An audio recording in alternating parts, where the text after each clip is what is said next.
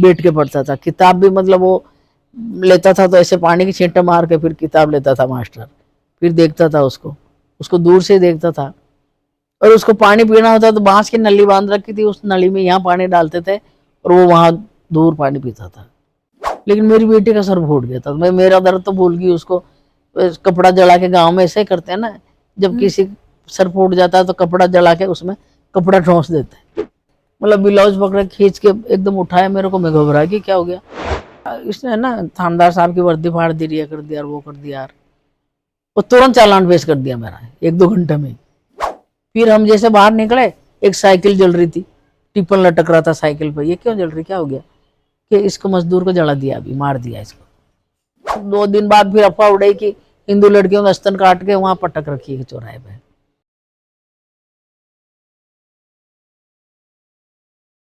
Talks with Nikhil के नए episode में स्वागत है आपका। आज हमारी जो कहानी है एक बहुत ही इंस्पिरेशन होने वाली है। भवरी देवी हमारे साथ आज जुड़े हैं। मैं आप ही से जानना चाहूँगा आपकी कहानी, आपने संघर्ष कैसे स्टार्ट किया, कहाँ से आप जुड़े थे, किस गांव से आप थे, आपका अजमेर तक का सफ़र, और आज इतनी सारी महिलाओं को आप साथ लेकर काम कर रही है। ये आपको दिमाग में संघर्ष कैसे किया आपने ये सब? देखिए, गांव में रहना तो आज भी दलितों का बहुत ही मुश्किल हाल है, लेकिन वो वहीं पड़े हैं बेचारे। और मैंने थोड़ा सहना कम था, मेरे अंदर बोलने का मौका था। और अजमेर के पास में गांव है, श्रीनगर पंचायत में है गांव, रामपुरा हीरों का, जो यादव जाति के लोग रहते हैं वहाँ। और 10-20 घर एसी वालों का है, बाकी सब यादव है। तो वहां पे मेरा ससुराल है। तो मैं ससुराल गई ना, जब से ही थोड़ा मतलब ढंग से साफ सफाई से रहना, अच्छे से साफ सफाई, घर की लिपाई पुताई करना, बाकी लोगों से थोड़ा अलग लगती थी। और मैं पढ़ी लिखी ज्यादा तो नहीं हूँ, 5वीं हूँ, लेकिन उनको लगता था कि मैं बहुत पढ़ी लिखी हूँ। तो ऐसे लोग, कोई भी काम होता तो मुझे पूछते भी थे, कोई चिट्ठी आती तो पढ़वाते थे। गांव में कोई पढ़े लिखे बहुत कम थे उस टाइम हाँ, में। उस समय ये कौन से सन की बात है? ये सन तो बताऊं क्या, 20 साल तो मैं वहां रही। मैं 15-16 साल की थी जब भी ससुराल गई। आज 77-78 साल की हूँ। तो ये 50 साल पुरानी कहानी बात है। 50 साल पुरानी बात है। तो फिर ऐसे करते करते क्या हुआ कि गांव में कोई एक अभियान चला था, जो अदिति मेहता ने चलाया था, प्रौढ़ शिक्षा का। अदिति मेहता जो उस टाइम कलेक्टर हुआ करती हाँ, थी। कलेक्टर थी वो। तो उसने अभियान चलाया था कि जिले को साक्षर करना। तो मेरा नाम किसी ने दिया, पता नहीं, पूछा होगा किसी ने तो पंचायत में। तो मेरा नाम दिया तो उन्होंने कहा कि भाई हमारे गांव में एक भंवरी नाम की है, बहू है, और अगर वो करे तो कर सकती, स्कूल चला सकती प्रौढ़ शिक्षा। 2 लड़कों का नाम दिया था, दोनों लड़के तो आ गए थे तैयार, और एक मेरा नाम था महिला में। तो मेरे पास बोलने आए कोई कि भाई गांव में बच्चों को, औरतों को, महिलाओं को, प्रौढ़ को पढ़ाना है ना, 18 से 40 साल तक के लोगों को पढ़ाना है। तो मैंने कहा कि भाई पढ़ा दूंगी। तो उन्होंने कहा भाई 4 दिन की ट्रेनिंग है, नशीराबाद जाना है क्या। फिर वहां से एक चिट्ठी भी भेजी थी मेरे नाम से, वो चिट्ठी मिली मेरे को। तो मुझे पता नहीं, एकदम ऐसा लगा अच्छा कि अरे वाह, मेरे को एक मौका मिल रहा, क्यों छोड़ू मैं। लेकिन आदमी बहुत डरपोक था बेचारा, उसने मना किया, पढ़ने को नहीं करना, नहीं करना। यहाँ कौन पढ़ने आएगी, अछूतों के घर में, हम ऐसी है ना, तो यहाँ पढ़ने भी कौन आएगी, लड़कियां आएगी भी नहीं। मैंने कहा नहीं आएगी तो कोई बात नहीं, कोशिश करेंगे, मीटिंग बिठाएंगे, उनको भी बुलाएंगे, लोगों को भाई हेल्प करो। तो चली गई मैं ट्रेनिंग में। आदमी ने बोला मैं नहीं जाऊँ, मेरे 1 साल का बच्चा था छोटा मेरे गोद में। तो मैंने कहा तुम ही चलो, बच्चे को रख लेना, मैं मीटिंग में बैठ जाऊंगी। आ गए थे वो भी।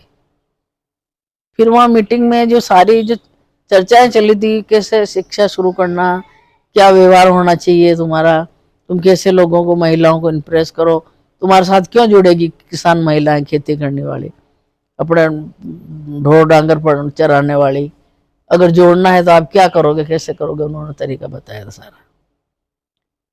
फिर उन्होंने कुछ संविधान के बारे में भी बताया था कि बाबा साहब का नाम पहले बार सुना था मैंने वहां। अंबेडकर का नहीं सुना था पहले? पहले कहाँ थी, इतनी पुस्तकें भी नहीं थी। तो कि बाबा साहब अंबेडकर ने संविधान बनाया और उसने अछूतों को लेकर के सारे जनरल, सारे तमाम कौम के लिए कानून बनाया, महिला, बच्चे, जानवर, तमाम जीव के उन्होंने सबके कानून बनाया। और एक देश के अंदर एक अछूत आदमी था जिसने ये इतना इतना बड़ा देश में काम किया। तो वो भी मेरे दिमाग में घर कर गई, भाई संविधान है, कानून है, अधिकार है, लेकिन हम तो गांव में कुछ समझते ही नहीं है। ठीक है, फिर मैं घर आई 2-3-4 दिन बाद मेरे बक्सा और सामान, स्लेटा और पट्टियां और किताबें और कॉपियां और एक बक्सा भर के सामान छोड़ के गए। ये सामान सरकार की तरफ से आया था? सरकार की तरफ से। मेरे रखने का घर भी नहीं था, एक घर था मेरा कच्चा और एक छोटा सा घर था और हमने बनाया था एक छोटा सा, जगह भी नहीं थी, इतनी सी जगह थी सारी। उसमें 2 घर था, एक छोटी सी जगह में एक चूल्हा था और बिल्कुल चूल्हे के पास में गेट था, जो एक टूटा सा गेट लगा हुआ था। तो वो सारे सामान, लोग हंस रहे थे, सामान रखने की जगह नहीं, कहाँ दे दिया इसको, ये कहाँ रखेगी भाई, वो तो रख के चले गए, उन्होंने सुना ही नहीं। फिर अब मेरे पास इतना सामान आया, गांव में सब जगह पता चला, वो इसके लिए बहुत सामान आया, किताब आई, कॉपी आई, किसी को पता ही नहीं क्यों आई। फिर मैंने कहा पढ़ाने के लिए आई। फिर किसी महिलाओं से बात करी, किसी लड़कियों से बात करी, उनके परिवार से बात करी। फिर मेरे को 6 महीना करीब लोगों को जोड़ने में, समझाने में लग गया था। और फिर कुछ बच्चियां आके बैठने लग गई। मेरे घर के बाहर थोड़ी सी जगह थी, वहाँ बढ़िया गोबर से लिपाई करके वहाँ बिठा देती थी, दरियां थी, दरियां बिछा देते थे और एक दीवार के ऊपर वो बोर्ड टांग देते थे, 5 लालटेन जला देते थे, प्रार्थना करते थे, सब लड़कियां ऐसे खड़ी हो जाती थी। तो धीरे धीरे लड़कियां जुड़ती गई, लड़कियां और महिलाएं भी जुड़ती गई, क्योंकि उनको अक्षर ज्ञान हो गया था लड़कियों को। मेरे को भी बहुत रुचि थी, तो मैंने लापरवाही नहीं करी, बहुत दिल से पढ़ाया था, उनमें ही लगी रहती थी। तो धीरे धीरे पता चला कि अक्षर ज्ञान, अरे ये तो किताब वाँचवा लागी, अरे या तो नाम लिखवा लागी, तो और भी बच्चे आने लग गए। ऐसे करते करते मेरा सेंटर है ना, फर्स्ट नंबर आया था 52 सेंटर में। फर्स्ट नंबर तो बलवंता का आया था और दूसरा नंबर मेरा आया था। तो मेरे को चतर सिंह मेहता की तरफ से 5000 का पुरस्कार मिला। तो मेरा और उत्साह बढ़ गया था, क्योंकि उस जमाने में 5000 कितना मायने रखता है, बहुत बड़ी बात होती है ना। 50 रुपए देते थे हमको मंथली मानदेय। हमको कहते मानदेय है, तनख्वाह नहीं है, कि आपका मान का देय है, चलो जो दे रहे जो ही दे, अच्छा है। तो फिर धीरे धीरे थोड़ा अच्छा रुतबा हो गया गांव में। किसी स्वास्थ्य के ऊपर भी किसी महिला को दिखाना, किसी पुरुष को टीबी है तो वो अंधविश्वास में डूबे हुए रहते थे ना, कि भाई मेरे को तो इसने जादू करा दिया, मेरे ऊपर किसी ने वो क्या नाम से उड़द फेंक दिया, किसी ने फेंक दिया। मतलब उड़द मंत्र के फेंक देते हैं ना, तो आदमी बीमार हो जाता है। अच्छा, ऐसे लोगों का बोलना है। फिर लोग कहते हैं पुतला गाड़ दिया, मतलब ऐसे पुतले बना के कपड़ा के, तो उसके घर के बाहर गाड़ के आ गए, जिसमें पिन चुभोती, सुइयां चुभोती चारों तरफ। तो जैसे आदमी वो पुतला कपड़ा गलता है ना, वैसे वो आदमी गल के मर जाता है, ये लोगों का मानना है। लेकिन मेरा विश्वास ऐसी चीजों में नहीं था, मेरे पिताजी का भी नहीं था ऐसी चीजों में। पिताजी थोड़े बहुत पढ़े लिखे थे, लेकिन वो ज्यादा किसी अंधविश्वास में नहीं पढ़ते थे, तो हम भी नहीं मानते थे। अच्छा है। फिर मुझे लगा कि ये बीमार है, इसको तो टीबी है, खांसी भी चलती है क्या? हाँ। बुखार आती है? हाँ, बुखार खूब आ, पर रोटी तो खाऊं, अभी मैं रोटी तो खावे बीमार में, टीबी में रोटी खावे खूब। मैंने कहा मैं आपको एक अस्पताल ले चलूं, आप चलोगे क्या? मैं तो घनी दवाइयाँ कर ली, मैं क्यों एक बार और चलो अजमेर। फिर टीबी हॉस्पिटल में लेके आई कमला नेहरू में, एक्सरा किया और उसको दवाइयाँ दी, वो बंदा ठीक हो गया। टीबी थी, पकड़ में आ गई। फिर एक दूसरी किसी महिला को हुई, वो उसकी बीमारी ठीक हो गई। मतलब एक स्वास्थ्य के ऊपर काम करना भी लोगों को अच्छा लग रहा था। फिर मुझे लगा कि छुआछूत तो वही बरकरार है। अच्छा, उस टाइम गांव में छुआछूत बहुत ज्यादा थी। छुआछूत आज भी वही है, लेकिन लड़कियां कम होने की वजह से बाहर से जो औरतें लड़कियां लेके आ रहे नहीं है, पता नहीं किस किस जात के लेके आ रहे हैं, लेकिन यहाँ ला करके उनको यादव बना देते हैं। ये यादव, अभी एक बंदे ने बताया था कि अपना गांव में 7 औरतें आगे 12 की, अच्छा। और वो भी पता नहीं किस किस जाति की, बनारस से, बिहार से। तो लेकिन वो छुआछूत तो है, वो जाति के हिसाब से तो है। तो मेरे को लगा कि क्यों ना एक अम्बेडकर के बारे में जयंती रखे, 14 अप्रैल को आती है उसकी। तो 14 अप्रैल को मैंने जब अम्बेडकर जयंती रखी नवासी में रखी, तो वहाँ सब लोगों को बताया कि भाई नेता लोग आएंगे, है ना, अपनी समस्या सुनाएंगे, और वो अपनी बात बताएंगे, हम अपनी बात बताएंगे, और कुछ अपना गांव का विकास भी होगा, ऐसे करके उनको समझाया। मान गए वो लोग। ट्रैक्टर ले लेके जाके, गांव में बस नहीं आती है ना, तो दूर आती है बस जिलावड़ा गांव में, 2-3 किलोमीटर। तो ट्रैक्टर बस में जो उतरते थे, ट्रैक्टर में डाल डाल के ला रहे थे, और बढ़िया माहौल चल रहा था। एक बड़ था, तालाब था पानी का, और अच्छी जगह थी, वहां रखा। वहां बैनर लगा दिया, एक ऐसे बड़ी बड़ी डाल के पत्ते बांध के एक ऐसा गेट बना दिया। महेंद्र रलावता आया था, महेंद्र सिंह रलावता, कांग्रेस के कत्तावर नेता। हाँ, कांग्रेस के नेता। उसमें गोविंद सिंह नेता, गोविंद सिंह गुजर, नशीराबाद नशीराबाद का, और उसको भी बहुत मानते हैं लोग, नशीराबाद क्षेत्र से। हाँ, और ये अपना सुमन छाबड़ा था, एक बुद्धिस्ट था, जो बहुत बना हुआ था वो आदमी, और लोग भी पढ़े लिखे लोग आए थे। उन्होंने जो सबने अपने अपने भाषण दिए, तो वो अपने अपने तरीके से दिए, लेकिन सुमन छाबड़ा ने जीवन के बारे में अंबेडकर की जीवनी बताई थी, कि अंबेडकर ने जो किया था वो अछूत जाति का था, और ऐसे भुगता उसने, और उसके बाद उसने लंदन जाके पढ़ाई करी, और पढ़ने का मौका भी नहीं था दलितों को, लेकिन वो एक, उसका बाप सूबेदार के काम करता था, तो उसने उसको बच्चे को पढ़ने के लिए मौका दे दिया, लेकिन स्कूल के बाहर बैठ के पढ़ता था। किताब भी मतलब वो लेता था तो ऐसे पानी की छींटे मार के फिर किताब लेता था मास्टर, फिर देखता था उसको दूर से देखता था। और उसको पानी पीना होता तो बांस की नली बांध रखी थी, उस नली में यहाँ पानी डालते थे, और वो वहां दूर पानी पीता था। इस तरीके से उसका पढ़ाई की उसने। लेकिन उस राजा की शर्त थी, बड़ौदा के राजा की, कि जो फर्स्ट नंबर आएगा उसको मैं बाहर पढ़ने भेजूंगा। तो उसको घमंड था राजा को, तो मेरा बेटा ही फर्स्ट नंबर आएगा, ये दूसरा तो किसी की ताकत ही नहीं। उसके तो कितने लोग लगे हुए थे पढ़ाने में राजा के बेटा को। तो लेकिन वो उसका घमंड चूर हो गया, और वो दलित अम्बेडकर फर्स्ट नंबर आया, और फिर वो बाहर पढ़ने गए थे। पर उसके शर्त थी भेजना पड़ा उसको बाहर। तो उसको बाहर जाने का मौका मिला, और वो पढ़ने में बहुत ही होनहार था, बहुत अच्छा पढ़ा लिखा। उसके मुकाबले आज दिन भी कोई पढ़ नहीं सका, ऐसे लोग कहते हैं। और वहां भी वो उसने बहुत सारी अपनी याददाश्तें छोड़ी है, अच्छा काम किया वहां पे भी, और फिर यहाँ आया वापस।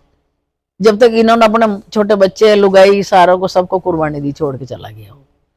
फिर बाद में आया तो भी उसने घर पे ध्यान नहीं दिया। उसको बस यही लगी थी कि ये छुआछूत कैसे खत्म करूं।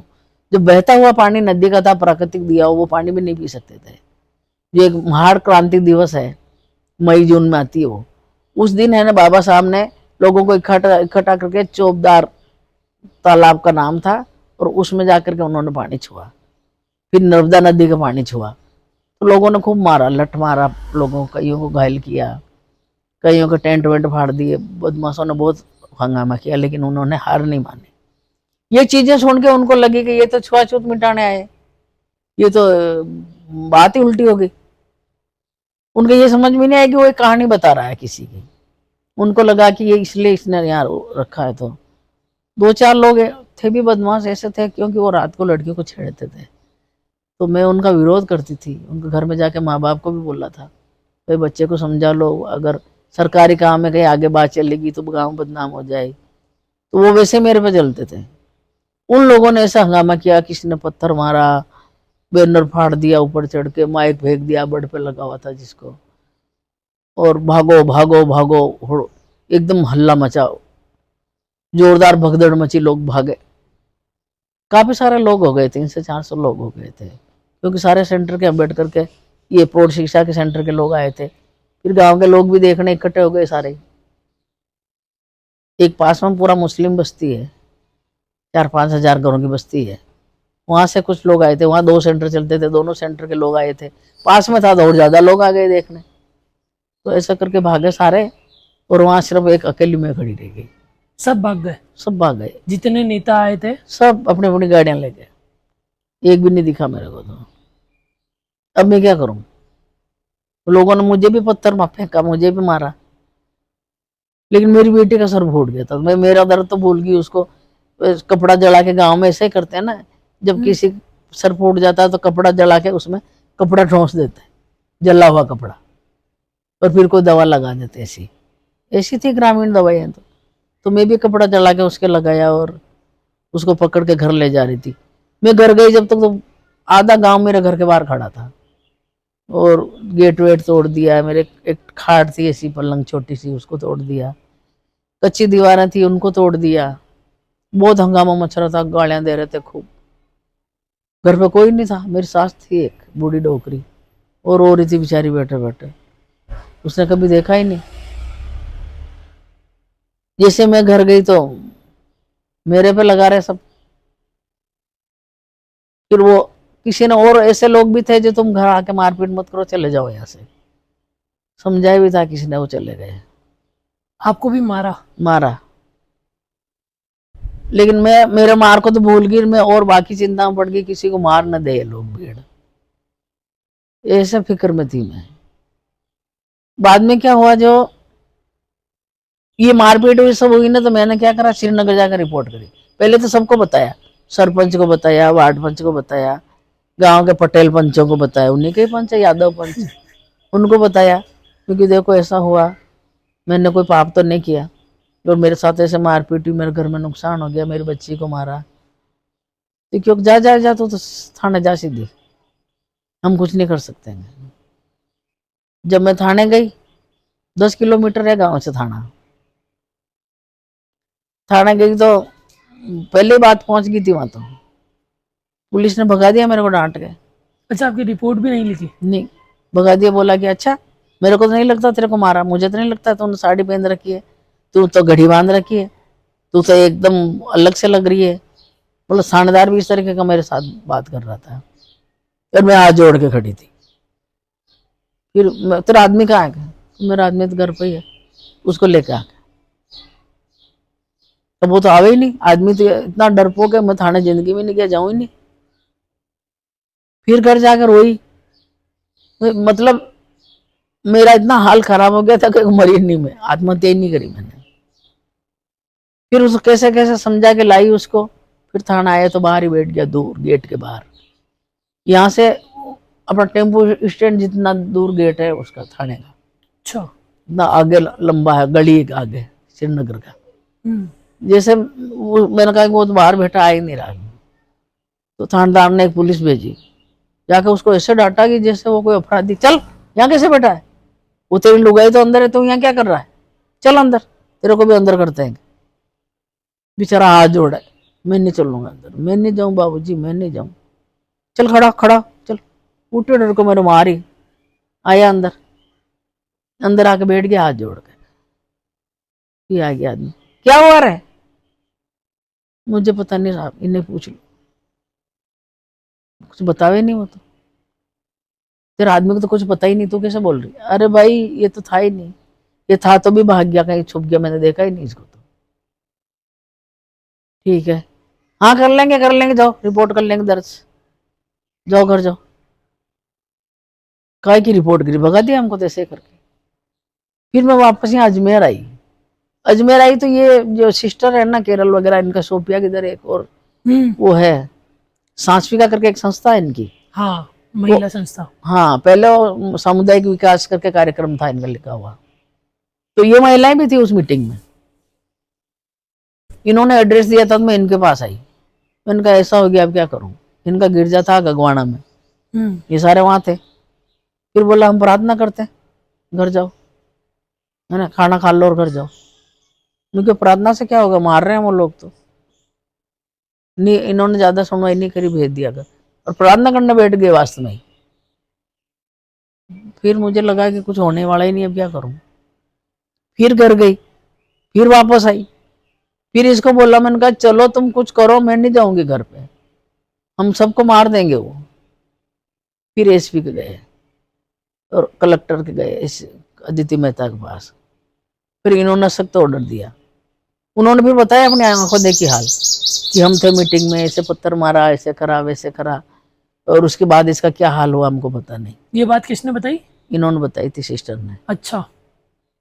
तो इन्होंने अपनी आंखों देखी बात बताई थी वहां पर। ये गुजर वगैरह और ये महेंद्र लावता थे, कोई नहीं आया पास में पूछने की बात में। फिर यहाँ से पुलिस आई और मैं जैसे गांव में गई, गांव श्रीनगर तक बस थी, आगे पैदल जाओ। मैं उतरी श्रीनगर, आगे गाड़ी लेके खड़ा था पुलिस। बोला बैठ गाड़ी में, क्या करेगी, फांसी चढ़ा देगी, हमको फांसी पे चढ़ा देगी क्या? एसपी की बहस हो गई, ये हो गया। 17 बातें करते करते वो लोग बोला कि चल गाड़ी में बैठ। मैं नहीं बैठी, क्योंकि साला इतना बकबक कर रहे लोग, क्या भरोसा इनका। और मजबूरी में ये कोई गड़बड़ कर दे तो किसको आपको बोलूं? भी उस टाइम पुलिस से डर था? हाँ, डर था। और वो पुलिस बदनाम है ना वैसे ही, गांव में तो बहुत इनकी हालत खराब है, इनको कोई विश्वास ही नहीं करता पुलिस का तो कोई। मैं पैदल गई, वो गाड़ी में गए। वहां गए तो लोगों से ऐसे डांट के बोल रहे, ऐसे हंगामा हो गया गांव में, तुमको पता नहीं क्या, चलो चलो। सब हताई में इकट्ठा कर बिठा दिया उनको। कोई बूढ़ा आदमी सो रही हो बापड़ो तो उसको डांट के बिठा दिया, तो वो भी डर गए कि यार हाण माने मरा दिया कि मैं तो घर बैठा था, मैं तो था ही नहीं थाना में, तो इनकी लड़ाई में था ही नहीं मैं तो। बूढ़ा बूढ़ा लोग और सवा शेर हो गया मेरे पे इनका रवैया देख के। फिर मेरे को बोला चल कहाँ मारा कहाँ पीटा, मुंह का नक्शा बनाया ले जाके। इनकी गवाही ली, हम आए नहीं, आए गए ये करके लिखवा लुखो का गए, कार्रवाई कुछ भी नहीं।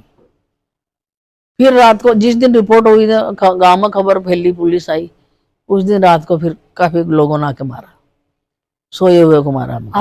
आप लोगों को? हाँ, तो मेरा आदमी तो डर के मारा ऐसे छत पे चढ़ के, किसी दूसरे के छत पे चढ़ के कहीं जाके छुप गया। बच्चे छोटे थे, रो रहे थे, मेरी सास रो रही थी और मेरी तो पिटाई हो रही थी। मतलब ब्लाउज पकड़े खींच के एकदम उठाया मेरे को, मैं घबरा गई क्या हो गया। हम ऐसे खुले में सोते थे, कहाँ था ऐसे अंदर बंद। फिर वो कोई लात मारे, कोई गोसा मारे, कोई जूता मारे, मेरे को कुछ सूझा ही नहीं। नीचे पटक दी, खाट पे सो रही थी।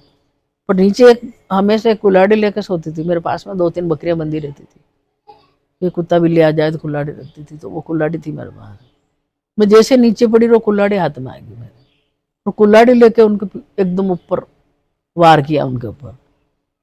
तो मतलब उनको लगा कि मारेगी, जैसे एकदम कर रहा, लेकिन तो कुआड़िया कुआड़िया करो एकदम पीछे सर गया। पीछे सरते ही मैं खड़ी होगी, बस खड़ी होकर फिर वो आगे वो भागे, पीछे मैं भागू। वो अंधेरी रात, कहाँ वहाँ लाइटा थी, कुछ भी नहीं। वो कहाँ कौन से घर में घुसे मुझे पता नहीं। मैं पूरा बाजार में पागल की तरह भागू, मेरे पीछे कुत्ता भागे, मेरे को भौंके, कुत्ता खा। कोई गेट खोले, क्या हुआ, क्या, गेट खोल के वापस बंद कर दे। कोई नहीं पूछे मेरे को क्या हुआ। और किसी ने आपका साथ नहीं दिया था? नहीं, सवाल ही नहीं, सब एक नाक है। फिर गांव भेड़ो यो, दूसरे दिन इकट्ठा हुआ गांव। इकट्ठा होके बोला कि भाई मेरे आदमी को बोला था, लोगों ने समझा आदमी, क्योंकि मैं शुरू से समझा रही हूँ स्कूल मत चला, पर ये नहीं माने सब। ये मेरी बात मानती नहीं है। तेरी नहीं माना है, तू मोलियो है, तू फलाना है। मैं सब बोलियो? मोलियो ना, लुगाई का दबे ले तुम। अच्छा। तो गए ठीक है, फिर मैं समझावा ला, बोल जे मत तू, क्यों भी नहीं बुला, बात कर लोगे क्या, हताई में बुलावा नहीं लुगाई ने, औरता नहीं आवे हताई में तो ठीक है। फिर दबाव पड़ा अदिति मेहता का, दबाव पड़ा, और 3-4 गांव के लोग इकट्ठा। नहीं, फिर क्या हुआ, मेरी बेटी पानी लेने जाती थी तो उसके साथ गड़बड़ कर दी अकेली देख के, तो वो भी एक मुद्दा हो गया था। तो मैं जा रही रिपोर्ट करने, लोगों को लगा ये तो रिपोर्ट करी, तो मेरे को मना के ले गए प्यार से कि गांव इकट्ठा करके उसको लटका देंगे, पेड़ के बांधेंगे साले को, और ये जिसने गड़बड़ करी? हाँ। लेकिन वो कुछ नहीं किया, गांव इकट्ठा होकर मेरा जाति से गांव से बहिष्कार किया कि इसको कोई बात नहीं करे, 1100 दंड कोई बात करे उसके। अच्छा। और अब तो ये ऐसा केस भी लगाने लगेगी, गांव को बदनामी कर दिया इसने तो। और अब जो कहीं इसकी भेड़ बकरी गाय कहीं पे भी आवे तो मारो, कहीं अपने खेत में पोटी करना हो तो भी मारो, कुआ भी उनका नहाने भी जाओ उस कुआ पे, तो कुआ पे आवे तो भी मारो। ऐसे करके इन्होंने पाबंदी लगा दी। ठीक है भाई, लगा दी पाबंदी, अब क्या करें। हमने रातों रात गायें बकरियां बेच दी, कसाई को दे दी, सुबह कहाँ ले जाएंगे चराने, अब क्या करें। निमटने तो जाना पड़ेगा।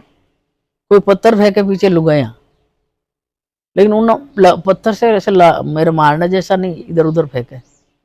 उनको लगा कि शायद पोटी तो करेगी, कहाँ जाएगी, औरतों को लगा। नहाने गई तो वहां पे आ गए लट ले लेके। मैंने कहा मारो, मैं नहाऊंगी, सब नहाते हैं यहाँ पे, मैं भी नहाऊंगी, अगर सबको मना कर दो मैं भी रुक जाऊंगी। बोला सब तो नहाएंगे पर तू नहीं नहा सकती। मैं तो नहाऊंगी, मार दो मेरे को, कुएं में डाल दो, लेकिन मैं नहाऊं। नहाए बगैर कैसे रहे यार इंसान, कहाँ जाए तुरंत। इतना हद हो गया था। गांव में कोई माचिस उधार नहीं दे, आटा चक्की नहीं पीसे, कोई हमसे बात नहीं करे। मगर लुगाइयां जो औरतें मेरे साथ पढ़ने आती थी, वो औरतें इतनी, मतलब बताऊं कि औरतों में संवेदनता है। उन औरतों ने आके रात को मेरे को समझाया, तुम घर में छोड़ना नहीं। मैंने क्या करूं, मरूं? बोला नहीं, नहीं मारेंगे तेरे को, छोड़ो मत इनको, तुम करो इनके ऊपर जो भी कानून है जो। पर वो आपको समर्थन दे रही थी, पर हाँ, खुले में नहीं नहीं पा दे रही रही थी वो। मैंने कहा खाने को भी नहीं हमारे पास, तो कहाँ जाए अब। बोला तुम चिंता मत करो, वो मेरे घर में कोई बाजरा, कोई आटा, कोई दाल, कोई क्या घर में। मतलब एक महिला तो घी रख गई डिब्बा भर के। मैंने कहा कौन घी खाएगा, मेरी बहन तू घी तो ले जा, मेरे पास पैसे नहीं है। कोई बात नहीं, हो तो दे देना, रेट रख लो। उनका समर्थन था औरतों का, लेकिन फिर भी हम नहीं रह पाए वहाँ। फिर आप गांव छोड़ के अजमेर आ गए? फिर अजमेर आए हम। अजमेर भी मेरा देवर का घर था यहाँ पे पास में, उधर गली में। तो वो भी पियकड़ था, रात को पी के लड़ता था, गालियां वाले देता था। फिर कौन सुने रोज रोज ही। फिर इधर पास में एक मकान 50 रुपये हम किराए लिया था। सब्जी बेचो, सब्जी भी नहीं बिकी, किसी ने नहीं खरीदी, किसी ने पूछा ही नहीं मेरे को तेरे क्या बिछा के कपड़े ऐसा लेके। क्यों? पता ही नहीं, किसी ने पूछा भी नहीं कि तू क्या बेच रही है। सही कह रही हूँ मैं। और मेरा आदमी साइकिल लेके गया किराए की, और बेचने गया, वो भी वापस लेके आया। तुरई ककड़ी तो फेंक के आ गया, नेपाल कर गए तो फेंक के आ गया। तुरई ककड़ी लेके आए मैं, तो वो तो सट गया, तो फेंक के आएगा। अब क्या करा तुम। जो आप बता रहे थे, हाँ, समाज ने बेटी के साथ जो गड़बड़ करी थी, आपने हाँ। उसके विरुद्ध पुलिस में केस दर्ज कराया नहीं, था? नहीं कराने दिया। केस तक दर्ज नहीं हुआ? नहीं कराने दिया ना, पकड़ लिया नहीं इन्होंने मेरे को, अच्छा। मीठा बोल के रोक लिया। और फिर बोला फिर रात को पंचायत बैठी तो मेरे को बहिष्कार कर दिया। जिसमें आप पे 1100 रुपए का दंड, ये हाँ सारी हाँ, चीजें वो लगा हो दी गए गई। सारी। फिर हम यहाँ आ गए, पीछे मेरी सास गुजर गई, नहीं बीमार हो गई। तो एक आदमी आया ऐसी वाला ही, बोला कि माँ बीमार होगी यार, चालो का घर है। फिर गए हम वापस। गए तो फिर वो कुछ दिन सेवा चाकरी करी, गुजर गई वो बेचारी, इस डर से, इस घबराहट से। अब जलाना मुश्किल। फिर अदिति मेहता ने पुलिस भेजी, घोड़ा पुलिस, घोड़ा पे बैठी हुई वो पुलिस भेजी वहां पे हमारे, जहां तक जब तक हम रहे, जब तक उन लोगों ने हमारा वो करा। घेराव, हाँ, घेराव सुरक्षा। सुरक्षा के लिए। लेकिन सुरक्षा नाम की थी। वो सब है ना, उन्हीं के घर में घी दूध खा रहे थे, उन्हीं से हाथ मिला के उन्हीं से बातें कर रहे थे, ये नाम मेरा था। तो फिर मैंने उनको बोल दिया, मैंने कहा तुम जाओ, मेरे को सुरक्षा की जरूरत नहीं है, वो मैं तो खुद ही कर लूंगी अपनी सुरक्षा, जाओ। तो लिख के दो, ऐसे तो नहीं जाएंगे। फिर मैंने लिख के दिया, जाओ। भगा दिया, पुलिस को नहीं रखा मैंने। मुझे पता था कि ये कुछ करने वाले ही नहीं है, क्या कर क्या रहे हैं। किसी ने बोला अरे पुलिस खड़ी तो इनका डर तो है। मैंने कहा कोई बात नहीं, ये खुद ही खड़े खड़े देखेंगे तो क्या करेंगे फिर अपन।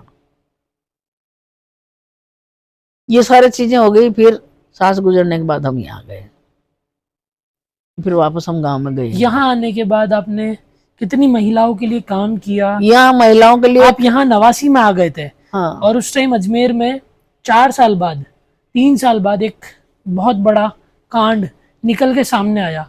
आपकी उसमें क्या अहम भूमिका थी? आपने किसका? नहीं मैं उस रैली में तो नहीं थी जो अजमेर 1992 ब्लैकमेल हाँ, स्कैंडल जो था। नहीं नहीं, वो उसकी हत्या करी थी ना, रीना सिसोदिया की। अच्छा। रीना सिसोदिया की हत्या की रैली में तो नहीं थी मैं। लेकिन इनका जो महिला समूह करके एक मीटिंग चलती थी इनकी, इनमें से कुछ प्रगतिशील महिलाएं थी, पढ़ी लिखी थी, खूब विचार विमर्श करने वाली, समझने वाली महिलाएं थी। तो इन लोगों ने एक कार्यक्रम रखा था कि हर शनिवार को एक मीटिंग करना, आज तेरे घर कल मेरे घर, ऐसे कर रहे थे। तो उसमें मेरे को इन्होंने बताया था, सिस्टरों ने, कि वहाँ ऐसे महिलाएं इकट्ठी हो रही है, तो तुम वहाँ जाओ, बहुरी क्या होता है। तो मैं गई, तो मैंने अपनी बात रखी। लेकिन ये सब स्टूडेंट लड़कियां जैसी थी, जवान जवान लड़कियां थी, कोई उसमें पढ़ी लिखी अमीर। मैंने कहा ये अमीर लुगाई नहीं, इसने कभी दुख देखा ही नहीं, इसने कभी किसी की झापट खाई नहीं, इसको क्या पता। फिर वो छोरियों को देखती थी, उनको कहती ये तो कॉलेज में पढ़ रही है, इनको क्या पता क्या होता गाँव। सोफिया कॉलेज की जो थी। हाँ, और ये जो लड़कियां थी, लेकिन वो इंदिरा पंचोली थी, और भी लड़कियां थी।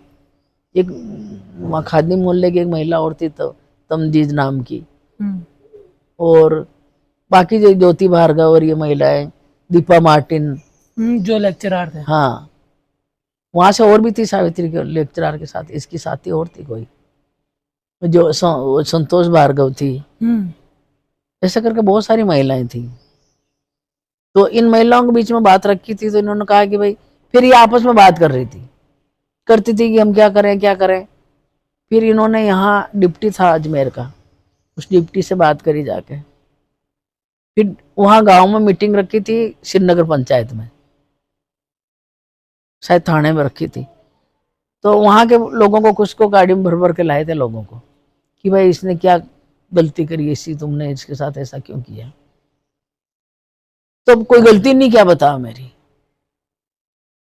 बोला कि भाई पता नहीं, इसने वो ऐसे मीटिंग रखी, तो बाबूजी मैं तो जाना ही कौन, मैं तो समझा ही कौन, जान करके पागल मर रहे सारे, मन पता ही नहीं कहीं मीटिंग हुई रे, छोरा भाटा फेंक दिया गया, छोरा लड़ पड़े यार।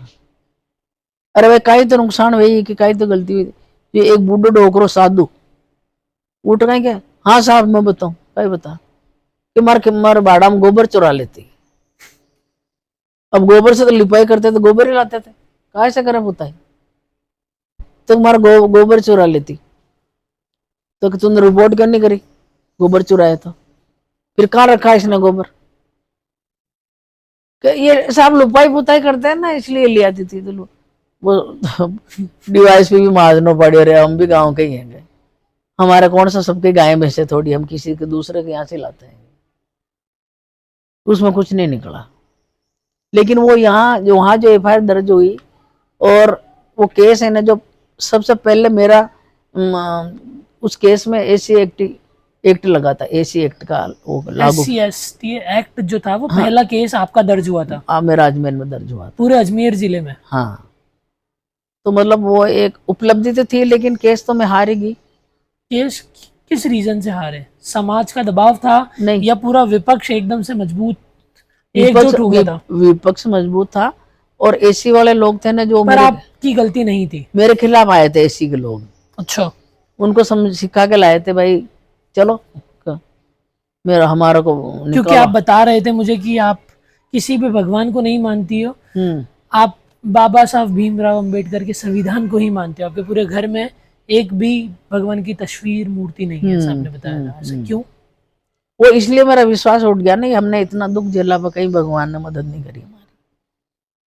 और मतलब भगवान के पास तो वहां मंदिर में तो हमको जाने नहीं देते थे।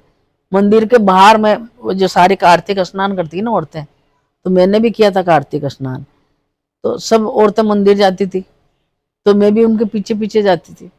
लेकिन जाके मंदिर के बाहर भी खड़े रहते ना हाथ जोड़ के, तो वो तुलसी का पत्ता देता था वो पुजारी, वो तुलसी का पत्ता भी नहीं देता था मेरे को, उसके लिए भी रोक था कि तुलसी का पत्ता भी इनको मत दो।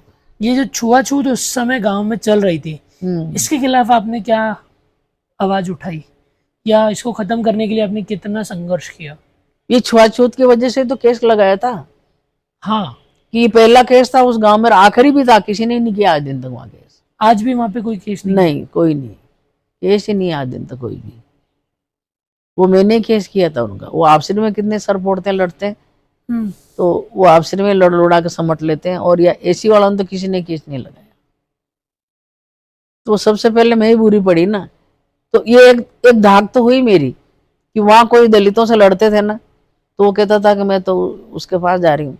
मेरे को फिर मैं उम्र की होगी तो मेरे को सब भाभू कहने लग गए, माँ गाँव में माँ को, बड़ी माँ को भाभू कहते, दादी को, तो क्यों मोहरी बाबू के पास जा रही हूँ मैं, तो वो फिर बैठ के समझ लेते थे। तो मतलब ये तो धाक तो हुई उनमें।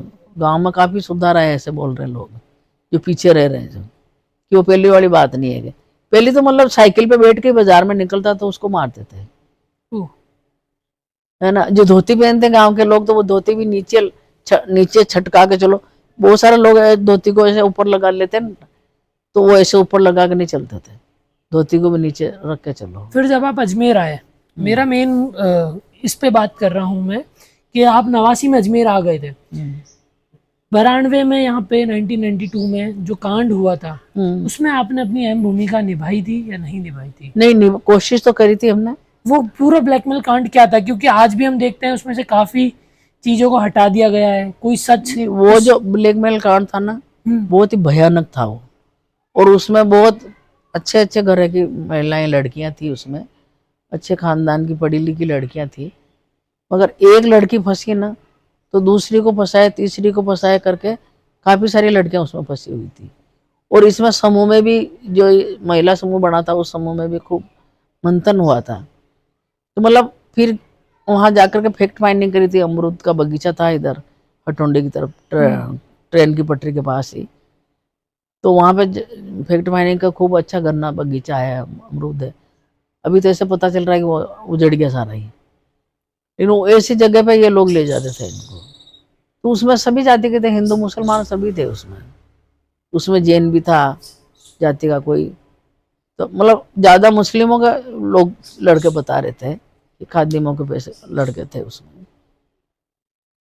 लेकिन उसमें कुछ हो नहीं पाया। फिर मदन सिंह की हत्या हो गई थी, और हत्या कर रहे थे सिदाई ने। तो फिर उसको देख के, पत्रकार मदन सिंह, पत्रकार की, तो उसको लेके भी फिर महिलाओं में डर हो गया था कि हमारे भी बच्चे हैं, तो पता नहीं क्या होगा। हाँ, क्योंकि उस टाइम पे काफी पत्रकार जो है वो आवाज उठा रहे थे। मदन सिंह पत्रकार की हत्या के बाद से सारे पत्रकारों का खेमा एक तरफ आ चुका था। गुंजल जी था उसमें। हाँ, रमेश गुंजल जी थे नवज्योति से। हाँ, वो सारे पत्रकार फिर कहीं ना कहीं उस बात को दबा रहे थे, खुल के उजागर नहीं कर पा रहे थे। तो आप उस टाइम महिला संगठन से जुड़ी हुई थी, महिलाओं ने उस टाइम क्या अहम भूमिका निभाई थी? हाँ, लेकिन मैं इतनी सक्रिय नहीं थी जब उन दिनों में। अच्छा, आप सक्रिय फिर कब हुई? क्योंकि आप बता रहे थे आप गुजरात भी काफी आंदोलनों में गई। मैं सक्रिय जब हुई कि एक यौनिकता की मीटिंग थी उदयपुर में।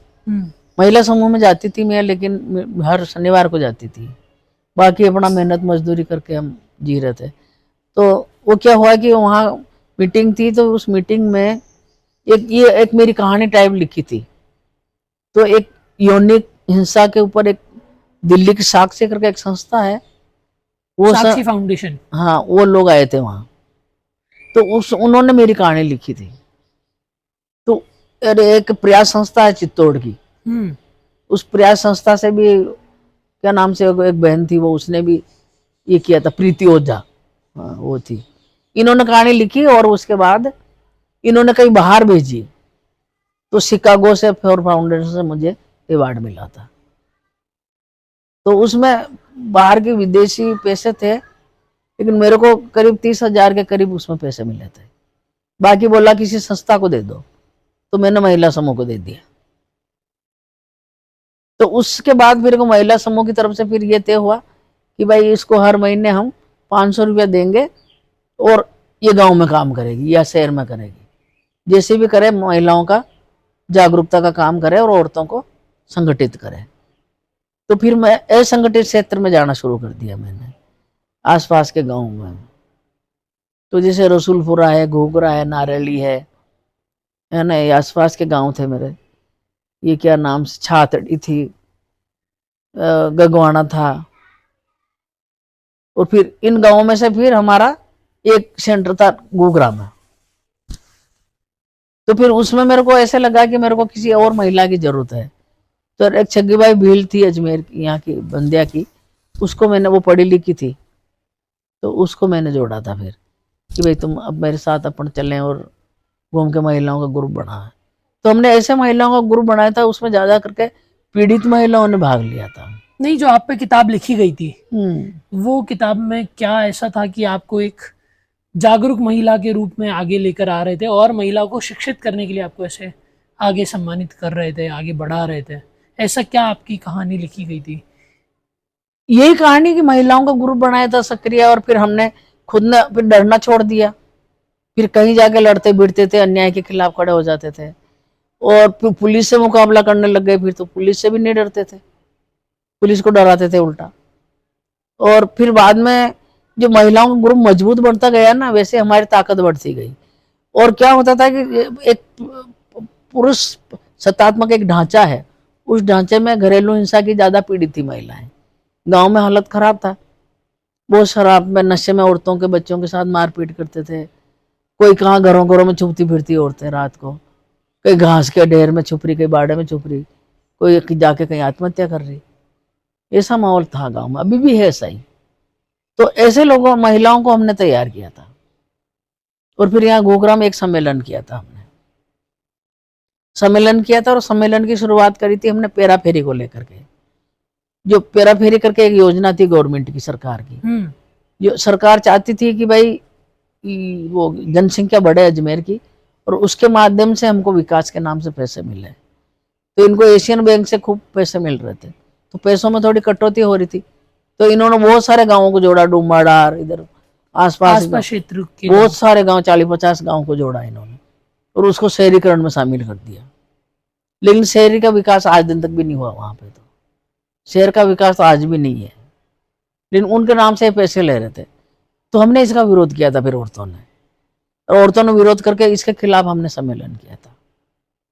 उसमें काफी सारे लोग, नेता लोग भी आए थे, गांव के लोग भी जुड़े थे। लेकिन फिर ये नेतागिरी की वजह से वो मुद्दा दब गया, ज्यादा उठा नहीं, चला नहीं, क्योंकि सारे ऐसे नेता लोग भ्रष्ट नेता थे जब कांग्रेस में थे लोग। ये क्या नाम से एक रावत है ना, यहाँ ढाबा है इसके पास में, वो बहुत ही बदमाश है वो आदमी। तो ऐसे लोग थे जो इन्होंने पेरा फेरी में तो बढ़ चढ़ के भाषण दिए, ये तो ऐसा है, ये जहर है, ये फलाना है, ये दुनिया को नष्ट कर देगा समाज को। और बाद में उसी में मिल गए जाके, पैसे के लालच में सारे फंस गए जाके। तो आप उस संगठन के बाद एक्टिव हुए? तो उसके बाद हम एक्टिव हो गए थे। हम खुद ही फिर तो किसी नेता का भरोसा नहीं थे, मतलब हम में भी ये नेताओं का गुण आ गया था।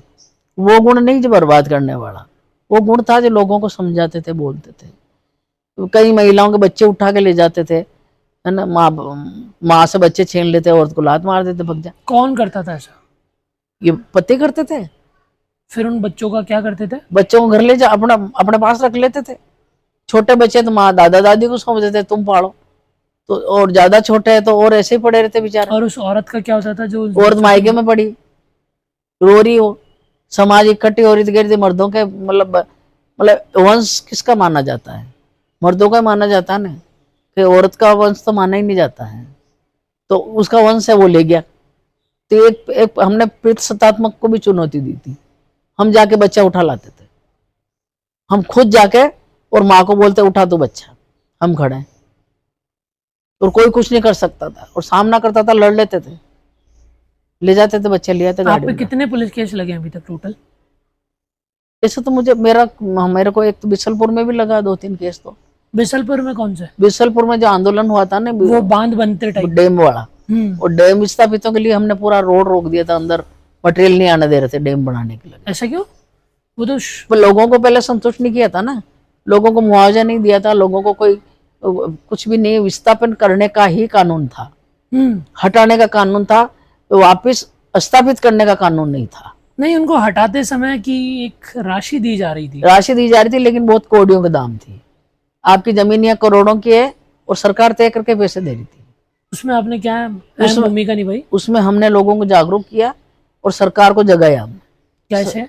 सरकार को हमने वो सारा रोका, रोड रोका, सरकार आई, सब आए, लोग आए। अच्छा। और नर्मदा बचाओ आंदोलन में शामिल हो गया फिर। हाँ, नर्मदा बचाओ आंदोलन उस समय से मेधा पाटकर लड़ रही थी। हाँ, तो वहां पे भी उस डैम को लेकर भी लड़ाई चल रही थी। ये दोनों डैम ने मिलकर बड़ी लड़ाई लड़ी। फिर हम दिल्ली गए, बहुत सारी जगह धरना दिया, जाके खूब सारा जागरूक किया, लोगों को जगा दिया।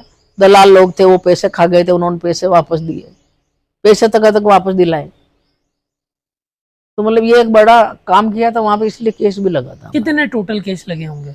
मेरे को इतना तो याद नहीं, 3 केस तो मुझे याद है। एक केस मेरा यहाँ लगा था अजमेर में। अजमेर में कौन सा? अजमेर में लगा था मेरे को। पुलिस ने अभद्रता से बात करी थी, किसी बेकसूर को उन्होंने बंद कर लिया था। जैसे तुम घर आ रहे हो मेरे, और मैंने तुम्हारे को थाने भेज दिया, भाई पुलिस में जाओ।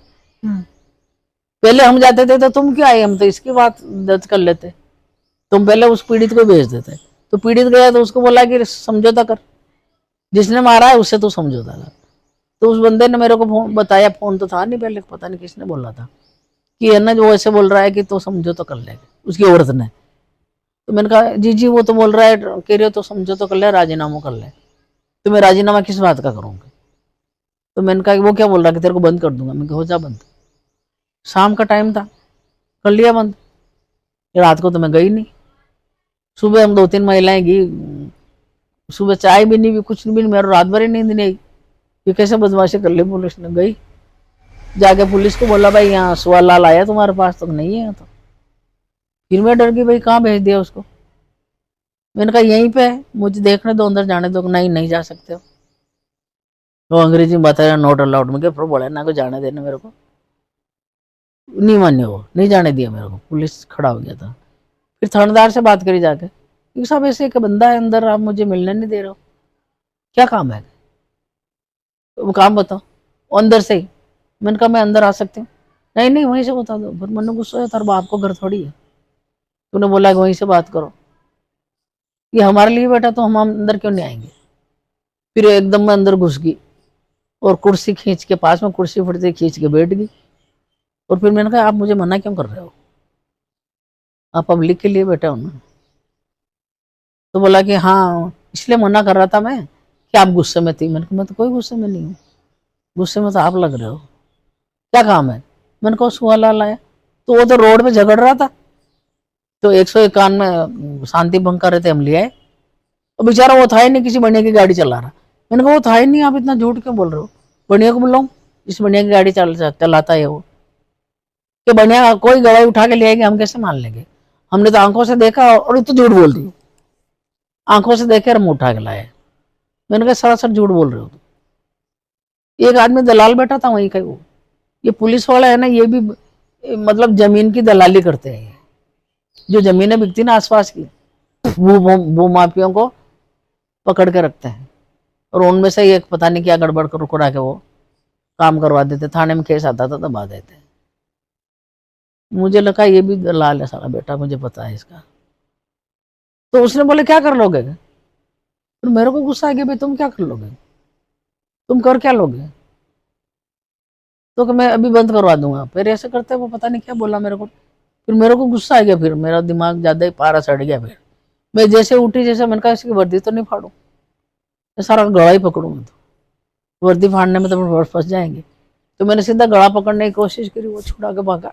पुलिस वाला? पुलिस वाला थानेदार कुर्सी के ऐसे आटा खा के उस आदमी को, वो आदमी तो भाग गया जो बैठा था, जो तो वो तो रुका ही नहीं। और वो जैसे उल्लांघ के गए, जाकर के उसने घंटी बजाई। 3-4 लेडीज कांस्टेबल आ गई, अलवर गेट थाने से भी आ गई थी। पकड़ा धक्का मुक्की। तो मैं छोड़ाऊ ऐसे ऐसे, वो फिल्मी रोल, छोड़ छोड़ छोड़। मेरे में थोड़ी हिम्मत भी थी, जब मैंने उठा के चप्पल फेंकी इस पाँव से थानेदार के मुंह पे। ये साला गुंडा ऐसा मेरे को घूर घूर के क्या देख रहा है तुम? बदमाश एक नंबर का, रिश्वत खाता है, लोगों को पैसे खा के बंद करता है, चोटा एक नंबर का। खूब बोली, खूब गालियां दी। वो भी मेरे को ऐसा घूर घूर के देखता रहा कि ये बोल क्या रही है। इसलिए तुम्हारे थाने को जलाते हैं लोग, तुम ऐसे लोगों को परेशान करते हो ना, थाने में आग क्यों लगाते हैं लोग? ये हमारे काम का ही नहीं है, गरीबों का ये। तो हटाओ, फिर क्यों खा रहे हो तनखा? उसने केस लगा दिया मेरे पे, राजकाज में बाधा का। मेरी वर्दी फाड़ दी, मेरा रिकॉर्ड फाड़ दिया, मेरा ये कर दिया वो कर दिया। फिर वो औरतें देख रही थी, जब फिर उन्होंने कुछ महिलाओं को बुलाया, क्योंकि ऐसा हो गया जीजे के साथ। तो आई, तो आए, जैसे वो औरतें आई तो क्या हुआ कि इसने ना थानेदार साहब की वर्दी फाड़ दी, ये कर दिया वो कर दिया। वो तुरंत चालान पेश कर दिया मेरा, 1-2 घंटे में। मेरे साथ उसका भी कर दिया। वो जज ने पूछा क्या हुआ? साहब गरीब को, बेकसूर को बंद कर लिया। और मैं बात करने गई तो मेरे से तेरे को बंद कर दूंगा, ये कर दूंगा। अब इतनी बदतमीजी कैसे? ठीक है। अब उसने क्या लिखा मुझे पता नहीं, जज ने। हम आ गए घर पे। फिर ये आक्रोश बढ़ गया, इतना बढ़ गया कि इसको छोड़ना नहीं चाहिए, इस मुद्दे को, कि कितने ऐसे गरीबों को बंद कर करके बेचारों को पीट पीट के। फिर हमने थोड़ी तैयारी करी लोगों की, महिलाओं के साथ में। और 300 औरतें तो आ पाई थी, बाकी इन्होंने बैरिकेड लगा के चारों तरफ वो खड़ा कर दिया थाने के बाहर? हाँ, अलवर गेट का इधर का रास्ता भी रोक लिया और उधर का भी रोक लिया। दोनों तरफ पुलिस खड़ी कर दी, आने नहीं दिया लोगों को। लेकिन 300 औरतें तो घुस गई थी। और सारी कई तरह तरह की पुलिस आ गई, वो डंडा पुलिस और गाड़ी लिया है, बड़ी सारी बस लिया है भर के डराने के लिए। एक गाड़ी भर के जयपुर से आ गई थी और खूब महिलाओं ने हंगामा किया, खूब गालियां दी। पुलिस तो रुका ही नहीं, थानेदार तो रुका ही नहीं, वो कहाँ गायब था। बाहर निकालो सतीश यादव, सतीश यादव को बाहर निकालो, साहब तो है ही नहीं। तो कौन है जिम्मेदार? ड्यूटी ऑफिसर कौन है? निकालो। एक नेता थी हमारी श्रीलता, ड्यूटी ऑफिसर को लाओ। अरे ऑफिसर भी नहीं है यहाँ तो चलो खाली करो थाना, हम बैठेंगे यहाँ तो। ऐसा किया बहुत। और फिर अब क्या मांगे तुम्हारी, बताओ। हमने कहा इस थानेदार के खिलाफ एफआईआर दर्ज हो। हमारी एफआईआर दर्ज हुई उसी के थाने में, उसी के खिलाफ एफआईआर दर्ज हुई। मीडिया वाले सारे आ गए थे, इनको ऐसा मसाला मिलता ही कहाँ है। फिर इन्होंने वो अखबार में दिया, और अखबार में दिया था कि थानेदार के उसी के थाने में, उसी के खिलाफ एफआईआर, उसी के थाने में थानेदार को एफआईआर दर्ज करनी पड़ी। तो वकील, यहाँ अजमेर में जब मीटिंग चल रही थी कोई वकीलों की, मैं कोर्ट में गई थी, तो मेरा ध्यान नहीं था भाई, मीटिंग करे, हमारा क्या लेना देना। पीछे से आवाज आई, ओ बहन जी, ओ बहन जी, नहीं सुनी मैं तो। फिर एक पीछे से आकर के ऐसे बोला, माता जी आपको बुला रहे साहब। वो किशोर साहब बुला रहे, वकील साहब, ये अनिल नाग और वो जेसी सोडी, बहुत सारे लोग बैठे थे, वकील, इनकी मीटिंग चल रही थी। फिर उन्होंने कहा कि मतलब हमारी तरफ से क्या मदद चाहिए आपको, आपने बहुत अच्छा काम किया, अरे ऐसा काम करने वाला चाहिए। तो मैंने क्या मदद चाहिए, आप बता दो क्या कर सकते हो। तो सोडी ने बोला मैं आपका केस फ्री लड़ूंगा, और केस लड़ा और तलब किया उसको उसकी गलती मानी थानेदार ने। वो कहाँ चला गया था पता नहीं, कितना नोटिस भेज के बुलाया उसको और उसको तलब किया, ला के सस्पेंड किया गया। हाँ। तो ये है एक महिलाओं की लड़ाई, हमारी लड़ाई। आपने गुजरात में भी अहम भूमिका निभाई है। गुजरात में दंगा चला था 2002 में, अखबार में बहुत कम आता था, गोधरा कांड के अलावा कोई आ ही नहीं रहा था। ऐसा क्यों? क्योंकि लोगों को मार रहे थे, उनको नहीं बता रहे थे। गोधरा में कार सेवक वाले जड़े, अंदर से किसने आग लगाई डिब्बे में, अंदर से पता नहीं क्या हुआ, लेकिन वो गैस त्राप्ति भी, गैस त्राप्ति में भी आपने एक अहम भूमिका निभाई। गैस त्रासदी तो भोपाल में हुई। हाँ, भोपाल गैस त्रासदी जो थी उसमें भी आपने उसमें हमने मतलब निभाई तो नहीं हमने इतनी तो, लेकिन ये निमेदा पाटकर ने दिया था धरना। हाँ, तो ये भी वहीं धरने पे थी और वो लोग भी धरने में थे। गुजरात धरने की अपन बात की बात ये थी कि वो जो अखबार में आ रही थी ना, जो सिर्फ गोधरा कांड की आ रही थी, कार सेवक को जलाया, वो मस्जिद तोड़ने जा रहे थे वहां की, अयोध्या की, तो ऐसे करके उनकी बार बार आ रही थी। फिर बाद में पता चला, हकीकत बात पता चली कि वहां के लोगों को, मुस्लिमों को गिन गिन के मार रहे हैं। तो फिर हम गए, फिर मैं, हमारी एक राष्ट्रीय कमेटी थी, उस कमेटी में मैं गई थी। एक कमेटी से मैं थी, एक तो एक आशा नाम की सिंधन है, तो वो हम दोनों गए थे। तो यहाँ के लोगों ने, महिलाओं ने मांग मांग के चंदा इकट्ठा करा, पैसा इकट्ठा करा, बिस्तर लाए, किसी के कपड़े लाए पहनने के, किसी के जूते चप्पल जो भी है, दो सारा रिलीफ लेके गए थे वहां। कुसुम पालीवाल है, उसने बहुत हेल्प करी थी वो महिलाओं के लिए। उसने, वो जो इसका पिताजी वो था मुख्यमंत्री, उसकी बेटी है, वो अभी भी है बुजुर्ग, अभी तो वो बच्चों को पढ़ा रही है। हाँ, पर बाल प्रकाश करके एक स्कूल चला रखी है बच्चों की, इधर बड़गांव की तरफ। तो फिर हम लोग गए वहां भी हमारा ठिकाना बता दिया था, बात कर ली थी। तो कोई एक ट्रस्ट था, उस ट्रस्ट में रुके थे हम जाके, और जैसे वो सामान दिया हमने, फिर वो अपने तरीके से बांट दो, किसी को जरूरत है तो। फिर हम सुबह उठ के घूमने निकले भाई, तो कहाँ देखो तो पूरा मकान जला हुआ, पंखे नीचे लटके हुए, घर खाली पड़ा, कोई नहीं। किसी घर में करंट दौड़ा के मारा, किसी को कैसे मारा। फिर हमने रिलीफ केंद्र, बापू नगर एक एरिया, वहां गए थे रिलीफ केंद्र में। वहां देखा तो आगे बच्चे, छोटे छोटे बच्चे, हम भारत के नागरिक ऐसे कर प्रार्थना कर रहे थे। तो उनके माँ बाप का पता ही नहीं कहाँ गायब है, उन्होंने ले जा कहाँ मारा पता ही नहीं।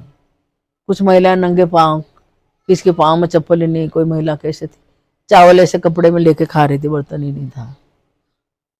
फिर ऐसी हालत देखी हमने।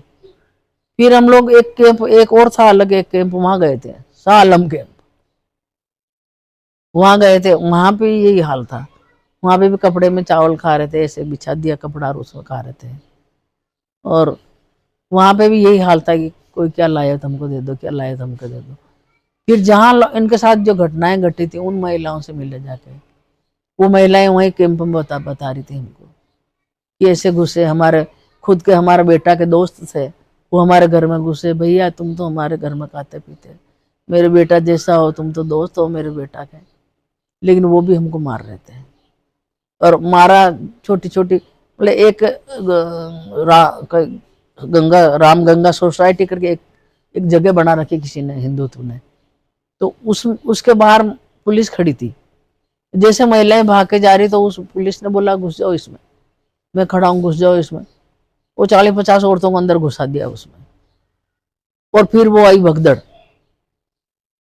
अपन तो भगदड़ कह रहे, वो हुड़दंग के थे, हुड़दंग वाले आए, तो जैसे आए वैसे औरतों के साथ मार काट शुरू कर दी, लड़कियों के साथ रेप शुरू कर दिया, क्या कर दिया। मतलब शराब के नशे में थे लोग, सब नशे में धुत थे, कोई कैसे गिर रहा था, कोई कैसे चल रहा था, ये स्थिति थी वहां पे।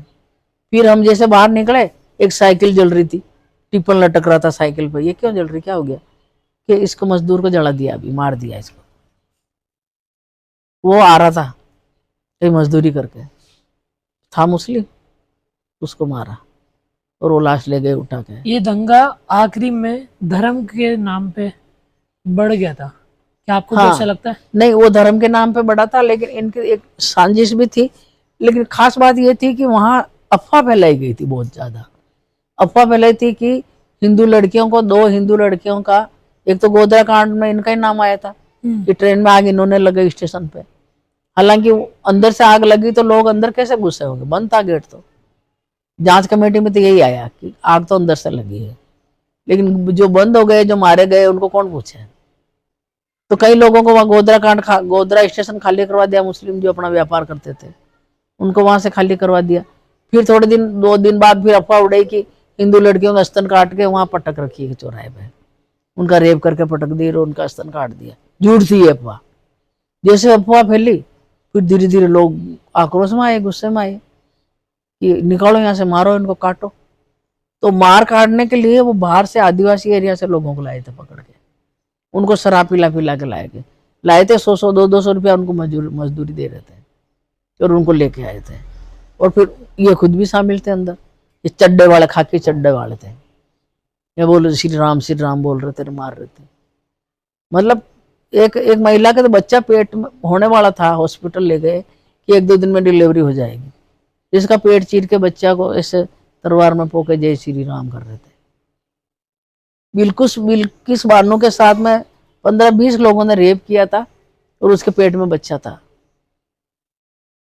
लेकिन वो महिला, बाकी सब मारे गए, पर वो महिला और उसका आदमी पता नहीं कैसे बचे, हो मरा समझ के छोड़ गए थे। फिर उसको एक महिला, एक संस्था थी, एनजीओ थी, उसने उसका सपोर्ट करा था उस लड़की का, और वो 20-22 लोगों को सजा हुई थी। बंबई में लड़ी थी वो जाके, उनको पता था कि यहाँ लड़ेंगे अहमदाबाद में तो ये लोग सारे हमको मार देंगे, तो बंबई में जाके केस लड़ा था, लगाया था। तो वो जीती भी थी, केस में जीती भी सही, और उनको सजा भी हुई।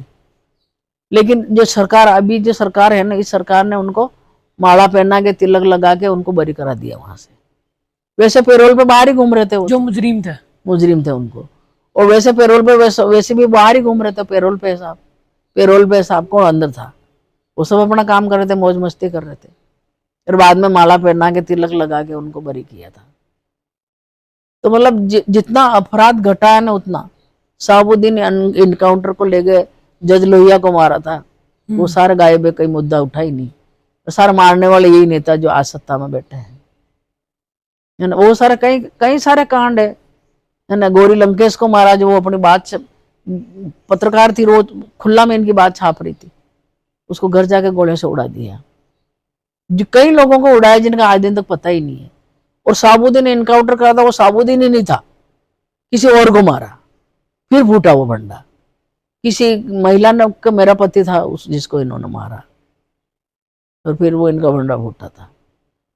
तो मतलब अब क्या करो, अब जब कोतवाली अंधा है तो दूसरा क्या करे। अब जब सरकार ही अंधी हो रही है, सरकार भी सारी चीजों में साथ दे रही है, जैसे भी इतना कांड हुआ, जैसे अभी आपके वो कश्मीर में हुआ, वो पहलगांव में लड़कियों की पतियों को घूमने गए, उनको मारा, और फिर बोला जा मोदी को बता देना। कहाँ से घुसे वो? इतनी फौज पड़ी है, इतनी दुनिया की चारों तरफ इनकी इनकी काम कर रही है फौज, तो कैसे घुसे अंदर? और कैसे आराम से हंसते हंसते गए वो? क्या हो सकता है जिनका आज दिन तक पता नहीं कर पाए? आज दिन तक पता नहीं कर पाए और मुद्दा भटकाने के लिए सबको सिंदूर लगाते फिर रहे। तो हर चीज को, मुद्दों को भटकाने के अलावा कोई काम ही नहीं।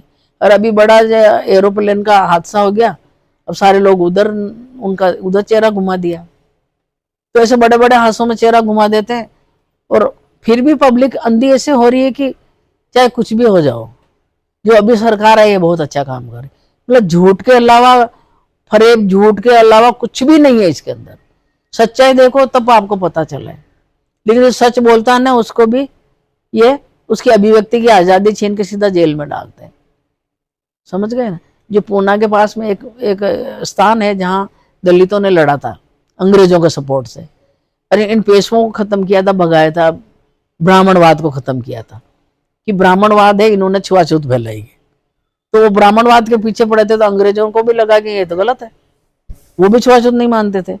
तो इन्होंने वहां बहुत बड़ी लड़ाई लड़ी, उसका नाम नहीं आ रहा जगह का मेरे को, लेकिन वहां लोग हर साल उसी दिन वो वहां कार्यक्रम रखते हैं, हर उस तारीख को। तो उसमें बहुत सारे हम जैसे लोग भी जाते हैं, और बहुत बड़े बड़े बुद्धिजीवी लोग जाते हैं। और उन्होंने खुल्लों में भाषण दिया, जिनको बंद कर लिया, अभी भी बंद है बहुत सारे। आप अभी महिलाओं के लिए क्या काम कर रही है? अभी मैं कितने महिलाओं को साथ लेकर आप अभी महिलाओं के साथ, देखो जो हमारे करीब करीब संगठन में 10-15 हजार। अभी आपकी उम्र कितनी? 1500 लोग हैं। इतनी उम्र होने के बाद भी आप इतना संघर्ष, मेरे 78 साल है मेरी। 78 साल की उम्र है आपकी। लेकिन मैं अभी भी, कोई केस होता है, कोई मामला उठता है, तो मेरे को गाड़ी में डाल के ले जाते हैं, लोग ले जाते हैं, लोगों को भरोसा है। बहुत पुराने लोग जिनका। कितने अवार्ड अभी तक आपको मिले हैं सरकार की तरफ से या संस्थाओं की तरफ से? तो 40-50 तो होंगे, लेकिन अवार्ड का मतलब नहीं, कुछ नहीं है ना, परिवर्तन नहीं आया ना, बदलाव नहीं आया ना। जो आप, मेरे को जो अवार्ड मिला उसको मेरे को खुशी तो हुई कि हाँ मैं कुछ कर रही थी। आप किस परिवर्तन से ये सारा कार्य कर रही थी? वो परिवर्तन अभी तक हो पाया समाज में? नहीं हो पाया, परिवर्तन नहीं हुआ। क्या परिवर्तन चाह रहे थे आप? हम परिवर्तन चाह रहे थे कि बराबरी आए समाज में, पर महिलाओं को आज भी कहीं ना कहीं भी बराबरी नहीं है महिलाओं को। पर काफी जगह हम देख रहे हैं कि कोई नहीं देख रहा, झूठी सब बकवास मिल रही है बराबरी, नहीं मिल रही है, सच्चाई नहीं है। मैंने डॉक्टर को देखा मैं नाम नहीं लेना चाहती हूँ इस पे, लेकिन मैंने डॉक्टर को देखा, उसका पति भी डॉक्टर है और वो भी डॉक्टर है। लेकिन जब पति ऑफिस वहां से आता ना अस्पताल से, तो महिला उसका जूते उतार रही है, उसके मोजे उतार रही है, उसके कोट खोल रही है, उसका कपड़ा उठा कर रख रही है, उसको दूसरे कपड़े पहनने के लिए दे रही। वो खुद भी डॉक्टर है, तो कहाँ बराबरी है? वो उठ के कपड़ा नहीं खोल सकता क्या अपना? वो विकलांग थोड़ी है, क्योंकि मर्दवाद है ना ये। तो प्रतिसत्ता तो देखो, मैं बताऊं आपको कि तुम्हारे अंदर भी जो खून है ना, वो प्रतिसत्ता का ही दौड़ता है। तुम्हें बुरा लगे तो मैं नहीं सोचती इस बात को, लेकिन दौड़ता है। कभी कभी जब हम साल गालियां भी देते हैं तो हमारे औरतों पे देते हैं, मर्दों पे तो एक भी गाली नहीं। बात करते तो माँ बहन के अलावा बात ही नहीं करते, तो क्या हमने सारे गुनाह किया देश में? और महिला नहीं होगी तो सृष्टि कैसे चलेगी? हम कहते हैं पुरुष भी होना चाहिए, लेकिन पुरुष संवेदनशील होना चाहिए, हिंसा नहीं करना चाहिए, बराबरी का बर्ताव करना चाहिए। जरूरत है ना मर्द को भी, क्या उसको औरत की जरूरत नहीं? बाहर से औरतें क्यों ला रहे हो तुम? क्योंकि तुम्हारे को जरूरत है, तो जरूरत है तो उस जरूरत के हिसाब से बराबरी दो, इज्जत दो ना, सम्मान दो ना। नहीं देते हैं। मैं सम्मान के लिए मैं बहुत लड़ी, लेकिन मेरे पति में मेरे में एक बदलाव आया कि वो मेरे को तू बोलता था कि तू ये काम कर, तू वो काम कर, तो मैं भी उसको बोलती भाई तू कर, तू भी कर ले। मेरे को तू बोल दिया, मेरे को तू क्यों बोला भाई? आप जी चाहते हो तो जी बोलो, मेरे को जी सुनना पसंद करते हो ना, तो मैं भी जी सुनना पसंद करती हूँ। तो वास्तव में ईमानदारी से वो मेरे को जी बोलने लगे, आदत पड़ गई उनकी। वो सब लोग बुरा मानते थे हमारे, कहते देख लुगाई ने जी बोले, तो वो कहते थे कि अपन को भी तो लुगाई जी बोलती है ना, तो आपा भी तो भी जी बोलना के। तो ये बदलाव आया था। दूसरा बदलाव आया था, मैं कहीं भी बाहर काम करने जाती थी तो मेरा घर में पूरा काम करते थे, बच्चे संभालते थे। मैं 6-7 साल 8 बिशलपुर रही में, कभी रात को आती थी, कभी दिन में छुट्टी लेके आती थी। वहां आंदोलन चल रहा था, टाइम ही नहीं था, और रात दिन का काम चल रहा था। हम 3 लोग थे कुल मिला के वहां पे। एक इंदिरा था, इंदिरा पंचोली थी, एक रवि, पंचोली जी। एक रवि हिमाद्री था उसका पति, एक मैं थी। उन दोनों ने बाद में पहले इसी कांड को लेकर उन्होंने शादी की थी, यहीं पे उनका मिलाप हुआ था। हाँ, तो वो लोग, हम 3 लोग थे। बाकी लोग तो फिर तो जागरूकता आने के बाद तो सारे लोग काम करने लग गए। फिर तो उनको लगा नहीं कि मुआवजा तो हमारा है, पैसा तो हमारा, ये तो बेचारा मदद कर रहे हैं। हमारे पास रहने के खाने के लिए कुछ नहीं था, उन लोगों ने दिया। ऐसे हालत में गए थे, कोई किसी का पैसा नहीं था, एनजीओ नहीं था, संस्था नहीं थी। वहां सिर्फ रहने के लिए किसी का मकान था और बिस्तर किसी ने गोदड़ी दी, किसी ने क्या दिया। फिर उन्हीं लोगों ने रजाइयां बनवा के दी हमको कि बेचारे ठंड में रजाइयां नहीं है, रजाएं ले लो। किसी ने दाल दे दी लाके, किसी ने गेहूं दे दिया, पिसवा के आटा दे दिया। और फिर हमको श्रुति एक संस्था थी दिल्ली में, तो ये आंदोलन का पता चला तो वो हमको तीनों को 500-500 रुपये देते थे। 1500 रुपये थे हमारे पास। वो 1500 रुपये हमारे, एक कॉपी थी, उस कॉपी में रख देते थे। जब भंवरी आई, भंवरी को कोई चीज चाहिए ना, तो मैंने खरीद ली उसमें से, और मैंने उस डायरी में लिख दिया कि मैंने इसमें से 50 पैसे लिए, 50 रुपये लिए। दूसरा कोई आता, तीनों में से कोई लिखता कि मेरे को ये चीज चाहिए थी, मैंने 50 रुपया लिया। ऐसे हम काम कर रहे थे। लेकिन ऐसे कोई बढ़िया एनजीओ नहीं बनाया था। एनजीओ के लिए बहुत लोग आए थे, लेकिन एनजीओ को गवर्नमेंट दबाती है, क्योंकि उसके अंडर में चलता है एनजीओ। हम दब के क्यों काम करें? पब्लिक का भला चाहते हैं तो एनजीओ में नहीं रह सकते हम। और जब स्वतंत्र विचार के लोग एनजीओ में कैसे रह सकते हैं?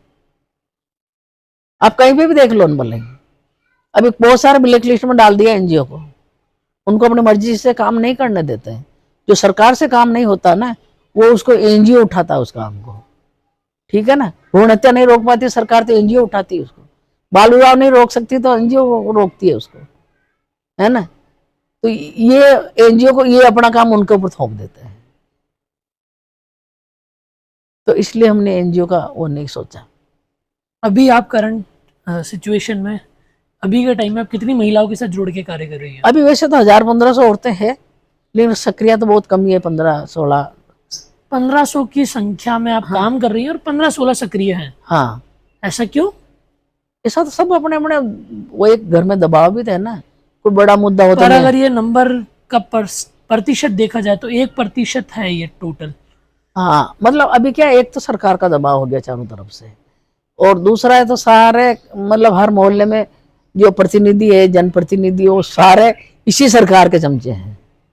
तो वो उनको पकड़ के बोलते हैं, अरे भाभी क्यों जा रही हो, क्या चाहिए वहां पे, चलो हम कर देते हैं ये काम। तो वो संगठन में क्यों जा रहे हो, वहां कितने लोग देखते हैं, पुलिस खड़ी रहती है, घर की इज्जत क्यों अभी खराब आपकी मेन मुद्दे कौन से हैं जिस पे परिवर्तन अभी आपको लगता है कि आना चाहिए? हमारा शुरू से अभी तो ये मुद्दा है कि महिला आयोग एक चूं भी नहीं बोल रही, एक शब्द भी। अभी जो इतना अन्याय हो रहा है, इतना चीजें हो रही है, न बिल्किस बानो के केस में बोली है, न कठुआ कांड हुआ था, एक छोटी बच्ची का रेप हुआ था, वहां के पूजा ने रेप किया, पुलिस ने रेप किया, ऐसे मुद्दों पे बोली ना। अभी कश्मीर वाले इस मुद्दे पे बोली। मतलब छोटी बच्चियों का रेप हो रहा, किसी भी मुद्दे पे एक चूं नहीं बोल रही हो, वो सिर्फ एक कार्टून बन के बैठी है। तो अभी हमने बहुत सारी जगह, पूरा डिस्ट्रिक्ट में, बिहार, इधर क्या नाम से, यूपी, पूरा एरिया में हमारा जहाँ भी है, ये आसाम, सब जगह प्रदर्शन किया था कि महिला आयोग चुप क्यों है, चुप्पी तोड़ो या कुर्सी छोड़ो। और क्या मेन मुद्दे हैं आपके अभी? अभी हमारे यही मुद्दे हैं, खास करते एक तो महिला अत्याचार पे ज्यादा अभी बढ़ोतरी हुई है। महिला अत्याचार पे छोटी बच्चियों का रेप हो रहा है, मतलब जानवरों का रेप हो रहा है, मतलब इस तरीके के कांड आ रहे हैं ना, तो आप कैसे बर्दाश्त कर सकते हो? तो हम मुद्दा तो उठाते हैं, लेकिन अभी थोड़ा, मतलब क्या है कि वही है ना कि जो आगे अगऊ होता है ना आदमी, तो वो थोड़ा कमजोर पड़ जाओ तो पीछे भी थोड़ी कमजोरी आ जाती है। भवरी भाई ने जो बचपन में सपना देखा था, जिस सपने को लेकर शिक्षा में उतरी थी, गांव में बच्चों को शिक्षित कर रही थी, महिलाओं को शिक्षित कर रही थी, वो सपना अभी तक भवरी देवी का पूरा हो पाया है? नहीं, गांव में तो वही अंगूठा छाप है आज भी। पर गांव में सरकारी स्कूल बहुत खुल गई हैं, शिक्षा का दर गांव में बढ़ गया है, साल पर साल शिक्षा का दर बढ़ता जा रहा है, ऐसा न्यूज वाले बता रहे हैं। निखिल, हाँ जी, तुम अच्छी तरीके से जानते हो कि सरकार की नीति क्या है। तुम जानते हो, नहीं जानते हो तो तुमको जानना चाहिए कि सरकार किसको पढ़ाना चाह रही है, किसको नहीं पढ़ाना चाह रही है। ये तुम्हें पता है? गरीब के बच्चे कितना पढ़ पाएंगे बताओ आप? पर फिर भी सरकारी स्कूल में देखा जा रहा है कि कुछ भी नहीं है। जहाँ 2 मास्टर है ना, वहाँ 50 बच्चे आ रहे तो संभाल ही नहीं पा रहा है। ये अजय सर में देखो पूरी स्कूल भरी है, वो संभाल ही नहीं पा, डंडा लेके बैठ में चुप चुप में ही रह जाता है। आप ये जो मुद्दे हैं ये आप सरकार तक, बीजेपी सरकार तक, कांग्रेस सरकार तक पहुंचाओ। कांग्रेस का घेराव किया, बीजेपी का भी घेराव किया, दिल्ली जंतर मंतर पे भी धरना दिया, और हम लोग तो चुप नहीं है। हम लोग चुप नहीं है, हम परिवर्तन चाहते हैं, बदलाव चाहते हैं हम। और हमें भगत सिंह के विचार के लोग हैं हम। जो भगत सिंह ने परिवर्तन चाहा था, देखा था उसने, लेकिन वो नहीं देख पाया। पर उसने एक दो शब्द ऐसे अच्छे लिखे थे कि ये आजाद, कुछ लोग, मुट्ठी भर लोग होंगे आजाद, बाकी लोग जो आजाद हो रहे उनके गुलाम रहेंगे। आज वही हाल है, आज पूंजीपति के गुलाम है। हर जगह देखो आप, कहां से जज के घर में नोटों का कमरा कैसे भरा था? वो जो रात दिन दौड़ता है उसके खाने का आटा ही नहीं है घर में। तो बताओ पूंजीपति कितना हावी है। और ये कहां से? ये लूट के पैसे हैं, लूट खसोट के पैसे हैं। और क्यों नहीं बोले अभी तक? क्यों नहीं उस पर FIR दर्ज हुई? सरकार क्या अंधी थोड़ी है? कहां विदेश में भाग गए लोग, पैसे ले लेके क्यों नहीं लाए उनको? काला धन लाऊंगा, कहां लाया काला धन? देश में अच्छे दिन लाऊंगा, कहां अच्छे दिन आए? तो एक महिला पूछ रही थी, मैं गई बैंक में पैसे लेने के लिए, पेंशन आती मेरी, वो 1000-1200 की आती वो। तो वो डोकरी पूछ रही थी, भाई जी था कि आएगा कहीं? मैं कहा हो, मेरे तो आएगा। क्यों? बाहर तो आया ही नहीं। वो जाकर उससे लड़ रही भी नजर से कि वो भाई जी बाहर गया, जाकर तो पैसे आ गया, हमारा क्यों नहीं आया? अरे अम्मा नहीं आए कि वो मोदी जी ने डाल लिया कहीं मार भी आके? कौन डाल लिया?